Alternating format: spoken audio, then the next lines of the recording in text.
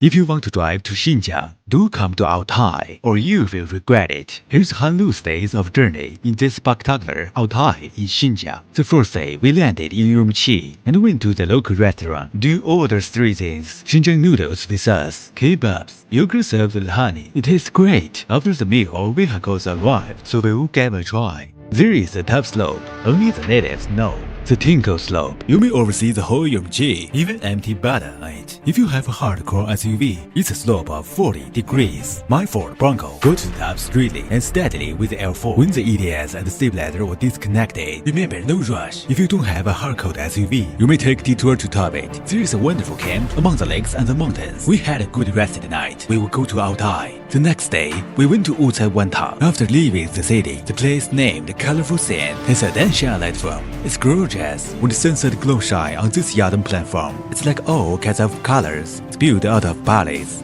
Magnificent!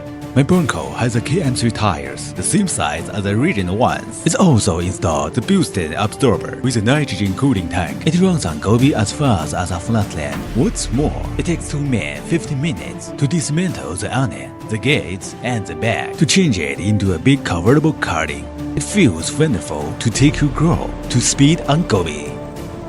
You need more wet shoes because you need to wipe your face afterward. We spent the night at Altay Wantang. On the third day, we went to the Okoa Sea to look for the 3 lakes, which is above an altitude of 2,700 meters. The only National Cultural Relics Protection Unit, which has a rose-stone scarp, rock painting, and a large tomb with a sacrificial altar. The ancient stone pile is 50 meters high, and the space diameter is 80 meters, the largest giant stone pile ever found in our country. It is said to be Genghis Khan's grandson's tomb.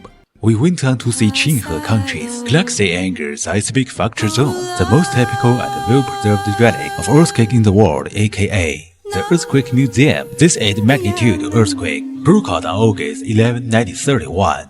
The whole zone is 176 kilometers long. Take a look at the 2 bridges. The force of the earthquake tore up the rocks directly. We left the Okoa Sea for Altay on the 4th day. If you don't want to take the driveway, I recommend you a 300-kilometer path across the grassland, which passes by empty wolf. It's a primeval forest standing on the grass. When you see the blue sky above the slope, you feel like being in a favorite world. My Bronco of the baseline version is modified on the base of the original vehicle, so its approach angle is 45 degrees and the departure angle is 30 degrees. Its ground clearance reaches 237 millimeters, so it can pass the primeval forest and get over peaks and grabs quite easily. While driving, you can see lights and shadows, as well as the soaring snow mountains, but you should always be ready to pull over in this place, because the herdsmen are changing sides. The herd of horse, thousands of sheep, spectacular, under the setting sun we made for Altay City for relaxing. The trip next day would be better. On the 5th day, we headed north to the middle pasture and the Tarlang village. It is the only way for Kazakh herdsmen to move from the winter residence to the summer one. I guess this is where to the winter was shot. Herds of cattle and herdsmen. If you're lucky enough, you may witness activity in the village, the talk of war, and the arm wrestling. Each one seems to have inexhaustible strength